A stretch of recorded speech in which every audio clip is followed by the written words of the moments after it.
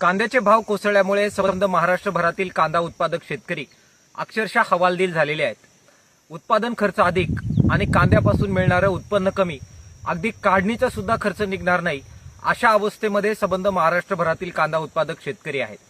सरकार ज्या प्रकारे शेतकरी विरोधी हस्तक्षेप वारंवार करतं, कांद्याचे भाव पाडतं, निर्यात बंदी लादतं, त्याच तीव्रतेनं कांद्यात उत्पादक शेतकरी जेव्हा अडचणीत असतात त्यावेळी मात्र मदतीसाठी पुढे येत नाही, ही कांदा उत्पादकांची आज महाराष्ट्रभरातली भावना आहे। देवेंद्र फडणवीस साहेब यांनी 12 रुपयाचं हमी भावाचं आश्वासन जरी दिलेलं असलं तरी सुद्धा त्यातून सुद्धा कांदा उत्पादकांचा उत्पादन खर्च सुद्धा निघणार नाही। 1500-1700 रुपये प्रति क्विंटल उत्पादन खर्च असताना 1200 रुपयानं कांदा खरेदी करणं आणि तोही फक्त 1 नंबरचा थोड्या मात्रेतला कांदा खरेदी करणं, यातून कोणत्याही प्रकारचा दिलासा शेतकऱ्यांना मिळणार नाहीये।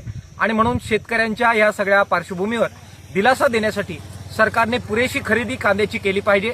किमान 2500 रुपये प्रति क्विंटलचा भाव हा कांद्याला जाहीर केला पाहिजे आणि तातडीनं हस्तक्षेप करत कांदा उत्पादक शेतकऱ्याला दिलासा दिला पाहिजे।